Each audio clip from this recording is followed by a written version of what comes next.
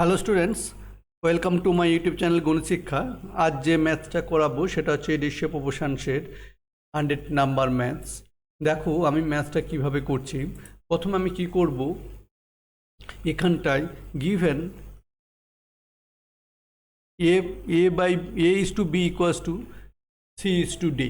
তার মানে আমি কি লিখতে পারি, গিভেন কি না a by b equals to C by D.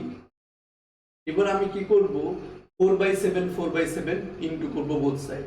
তাহলে 4/7 বোথ সাইড ইন্টু করলে কি হবে না a by B into 4/7 equals to C by D into 4/7।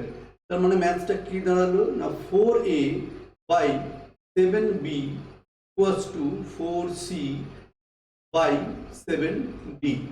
এবার আমি কি করব না কম্পোনেন্ট ও ডিভিডেন্ড করব।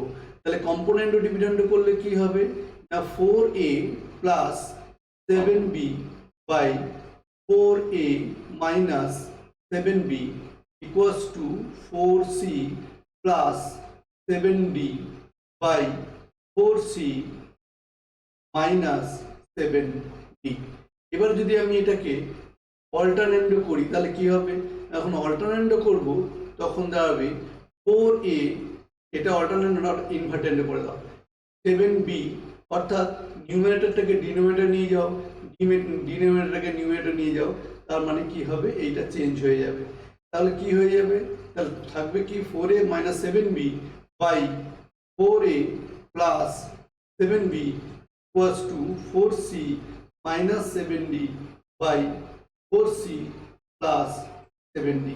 এটাই আমাদের প্রুভ করতে চেয়েছিল। তাহলে এটা কি হলো না প্রুভড। আচ্ছা এখানটা এটা কি বাই কম্পোনেন্ট ও ডিভিডেন্ড।